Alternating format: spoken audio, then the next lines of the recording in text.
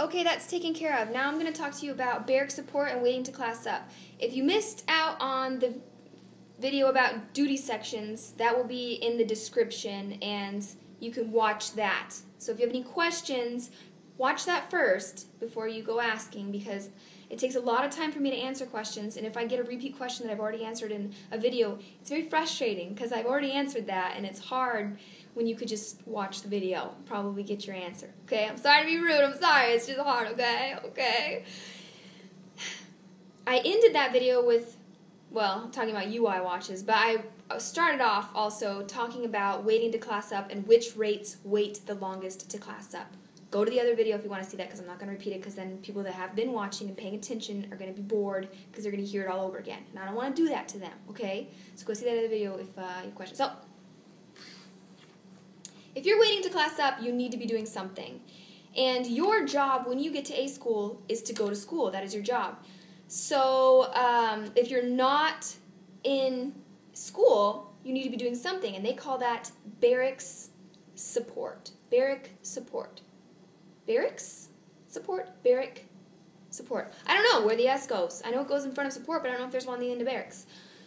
That means that while everybody else is getting up in the morning to go to school, you will, and in some cases you do graveyard or night watch or whatever they call it, but you can ask to do that. You can ask, and then you'll be secured all day long, but you'll have to stay up in the middle of the night and stand watches and random stuff like that. But typical barrack support, there's always going to be some things, whatever, but you'll learn that when you get there. I'm trying to just get you the gist. Barrack support, you will get up, and if it's the same as it was 3 months ago in November, you have to stand outside on the grinder at 6:30 in the morning, and you will muster for barrack support. You will clean. And then you go up to the second deck lounge, and you wait. And you can't go back to your room. They'll take your room keys. You don't go back to your room and sleep, or you will get in big trouble. You will get a red mark. I know a few people that did that.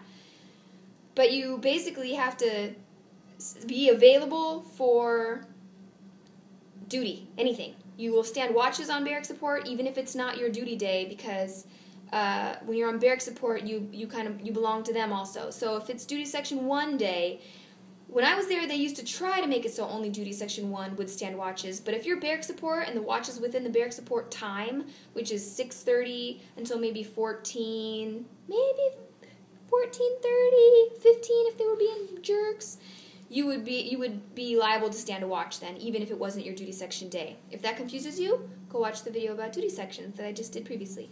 So you will muster several times, 6:30 in the morning, 10 a.m., and then I think not until 13, and then again at 14. Maybe 12:30.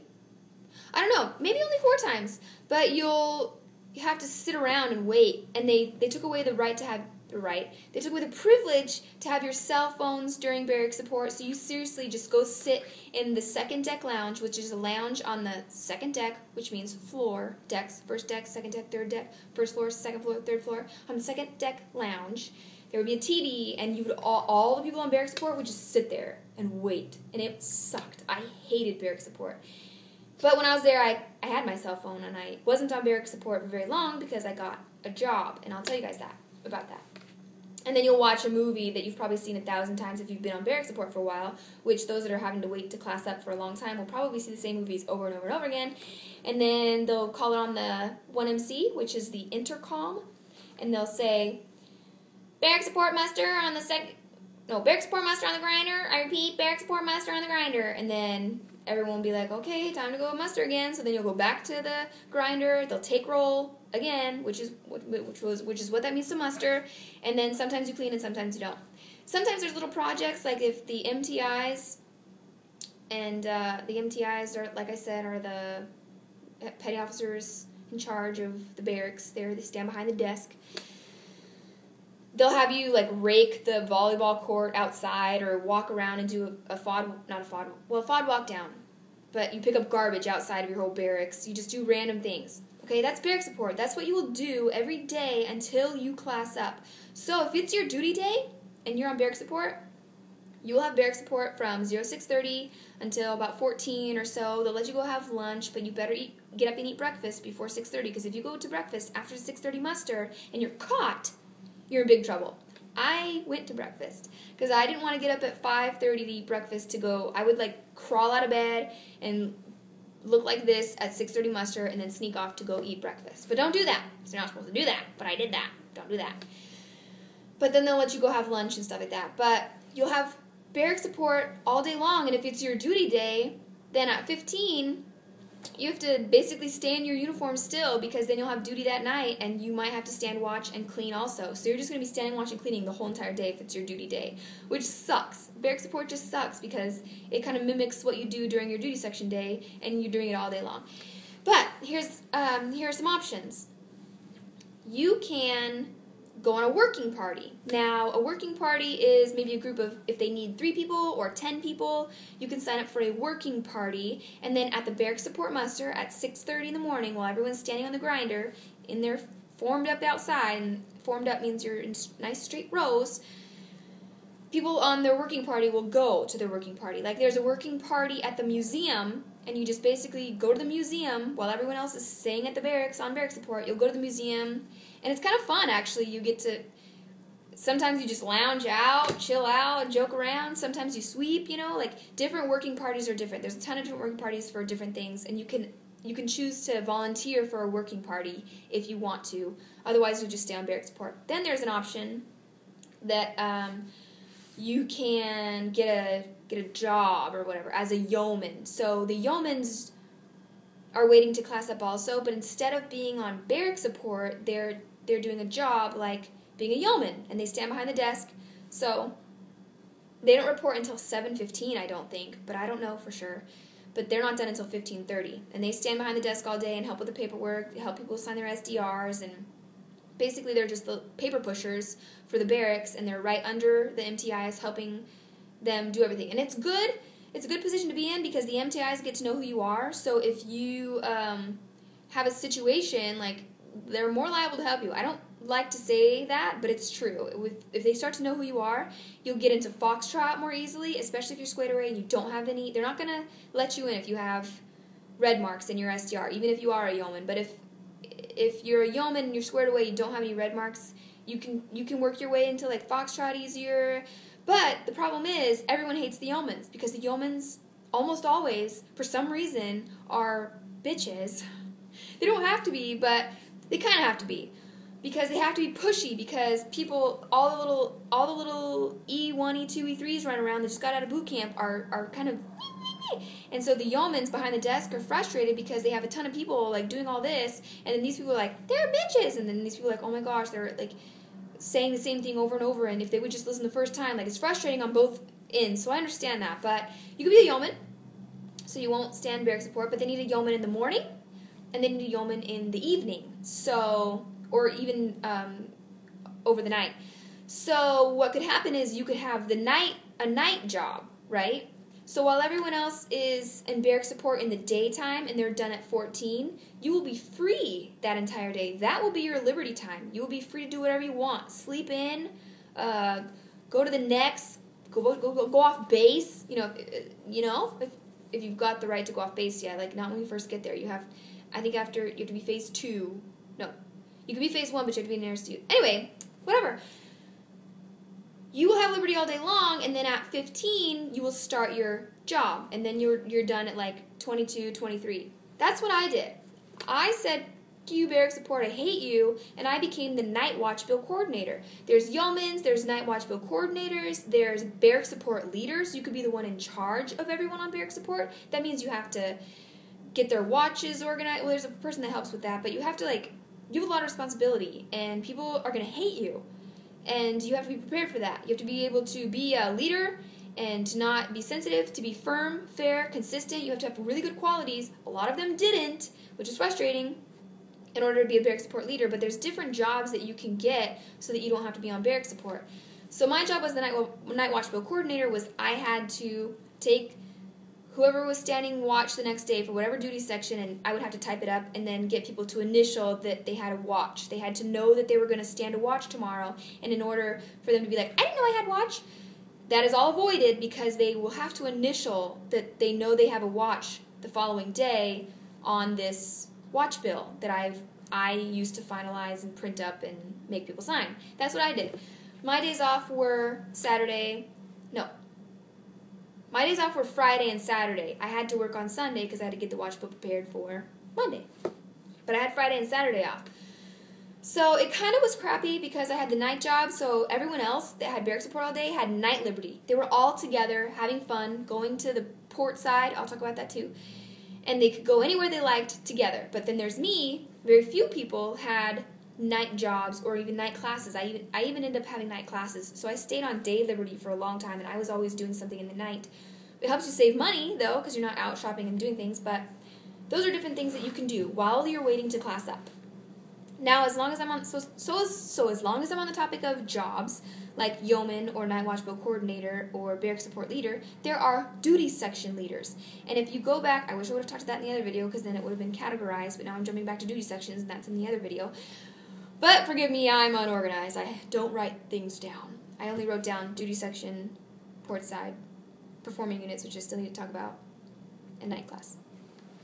But I don't map it out. So, you can be the duty section leader, or you can write the watch bill for the duty section, which means you won't have to stand watch in your duty section. If you are duty section 1 and you are duty section 1 leader, you don't have to stand watch ever because you're the leader. You're never going to put yourself on watch. Your job basically is going to suck because you're going to be on watch pretty much the whole time because there's always going to be people pissed off about their watch, people that end up getting classed up that can't stand their watch. You'll have to organize and figure out who's got the duty day off, it's a lot of work to be a duty section leader or a duty. I would never, ever, ever want to do that.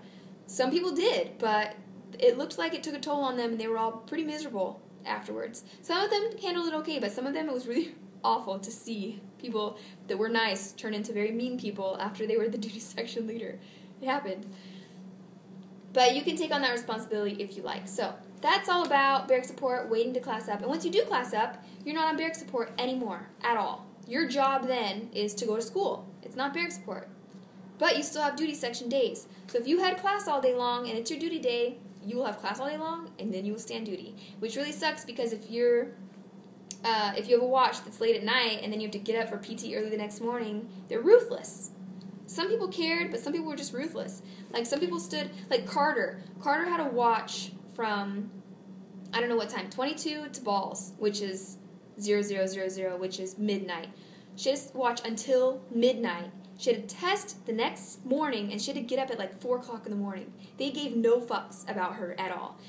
You get really screwed in certain situations like that, but sometimes you don't. So it's nice to be nice, to get in friends with the duty section leader because they get to know you and they don't F you over like that. It all starts to wear on you and you want to scream after some time, especially if you're there for a long time, like AEs, ATIs are there the longest. ATOs are there pretty long too. AMs, including the class up time, or waiting to class up time and stuff, they're maybe there about 3 months or so, but I was there from June till November. June of 2012 till November of 2012. So I was there for a very long time and I started to lose my mind. Anyhow, let's see. I've talked about duty sections, I've talked about barrack support, I've talked about waiting to class up. Then there's night class. Okay, so ATT. I'm going to reference AEs, ATIs, and ATOs because that's what I'm familiar with. When you're an APAC, all you'll take is AWAT. That's the basic corrosion type class. As an all the ones I listed before, you'll take AWAT, and then you will also take ATT, which is an electronics course, very extensively, and then you'll go into your strand. Strand means the class specific to your rate. So I was in O strand because I'm an ATO. But I had to take AWAT, like all the APACs did. APACs have 2 weeks to do it. We did AWAT in 3 days. They're very fast paced. ATT was about a month long. Other rates, I'm not sure, don't quote me, like ADs, AMs, they take ATT also? Maybe not at all, I have no idea. But some rates take ATT also, but not as extensively sometimes as the AEs, ATIs, and ATOs. Sometimes they're only in ATT for a week or two or something, and just learning the basics. But we took the full-on ATT program, which was a month, and then we had strand. But ATT was often, there was classes available in the nighttime, and you don't know if you're night or day. what you'll do is when you finally class up, like you'll look every day on that little paper, and you'll be like, did I class up today? Because you're on Barracks report and you hate your life, and you're like, did I class up? No, you've still been classed up. Week 7 comes, and I finally classed up, and I looked at the paper, and I was like, I classed up! So what you do is you report to the school building, which is the mega building, which is a huge building. I think it's the 3rd largest building, not tall-wise, but by area. I think it's the 3rd largest building in Florida. Don't quote me on that. But it's huge, this building. It sprawls out across like the whole, not the whole base, but the main chunk of where you will be for the most, whatever. You'll show up there in the morning time, and then they'll kind of brief you, and you'll be in the same class. You'll be in the class, everyone the class is up with, you'll be with them through AWAT, you'll be with them through ATT and with Strand. You'll stay together the whole time through all the 3 sections of what you're going to do. And then you'll sit there in the morning, you report in the morning, and then not until like later on, like 2-3 hours later, will you find out if you have night classes or day classes. If you have day classes, they let you go, you'll come back the next day. If you have night classes, you often have to show up that night after you've been there all day. You come back in the nighttime for your class. And when I say night, I mean 14:30 until we were there until midnight, 1 o'clock in the morning, a lot because of PT. When you class up, I think they PT on Barracks support also. You have mandatory PT. In some commands, they make you PT, which I'm talking about exercise, PT. They have mandatory PT because the Navy is getting fat and out of control, and they want to slim us down, so they're making PT mandatory. So when you class up, you will have to PT. And when you're in night classes, you will PT after school. So if you get done at 10 o'clock at night, you then have to run back to your barracks, literally run. Get changed, run back to wherever you're mustering to, and then you'll PT in the middle of the night at like 1 o'clock in the morning, which is just crazy. But a lot of times, for us anyway, I was there in the summer, so PT got canceled a lot because of lightning. If it's thunder condition 1 or lightning, if there's lightning storms, they're not allowed to let you go out there and PT because it's dangerous. And Florida was the lightning capital of the world until they found out this little place someplace else, maybe, I can't remember where it is. It's a little country off in the middle, I don't know where. And they are now the lightning capital of the world. But Florida used to be known as the lightning capital of the entire world. So very often will you get rained on, and you will get, I hated that. I hated Pensacola. I hated the humidity, the lightning, the rainstorms coming out of nowhere. You would often come to class sopping wet. Like, it was just a disaster. Hated it. But that's night class. That's only ATT. So when you're done with ATT nights, then you'll class up to O Strand, and you'll be in regular morning time classroom times. Standing watch. Bloop. Being a yeoman. Bloop. Okay, so let me talk about performing units. I talked about, shoot, I should have talked about this in the other video. I'm such a scatterbrain. I talked about duty sections 1, 2, 3, and 4, and then I said something about performing units. When you get there, you can choose to be in performing units, which is split off into 3 sections. You can sing, you can do colors, which is the raising and lowering of our United States flag, or you can do the rifle brigade, flip the rifles and stuff. So if you are in performing units, you will not be on barrack support, you will not stand watch, you will not be in a duty section like 1, 2, 3, and 4 will be, at all. If you're in colors, you'll need to report on weekends sometimes for like an hour and a half, 2 hours in the morning, and you'll have to do the coloring, the lowering and raising of the flag. And then for your barrack support, you will practice. You'll practice the rifles, you'll practice singing, you'll do your colors, teach you how to do all that. So while barrack support musters, regular barrack support musters at 6:30 in the morning until like 14, if you're in performing units, I think that they don't muster until like 9. And then they just kind of practice and chill out until maybe 11. I could totally be making that up because I was never in performing units. My roommate was, but I don't remember. But she was classed up by the time, so she never did the barrack support situation. Anyway, performing units is good if you want to put in the time and effort. Some people ended up loving it. Some people didn't like it. It depends on what you took from it. And you will, if you sing, if you do the rifle brigade, they will take you on certain weekends to go perform places, and you will get an LOA for that performance, which an LOA is a letter of appreciation.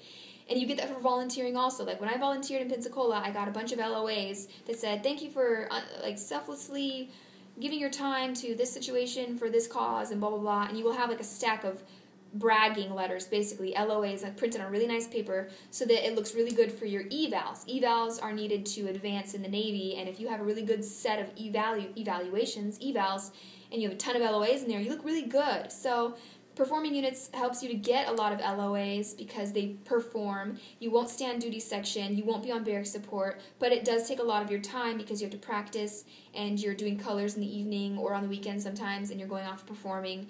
So it's demanding, but you get to meet, really higher ups in the Navy. They'll shake your hand and it's real cool if you want performing units. That'll also help you get into Foxtrot better. So that's about barrack support and duty sections, and my next video I'm just going to get into basically the gist of the base when you get there and what's around, okay?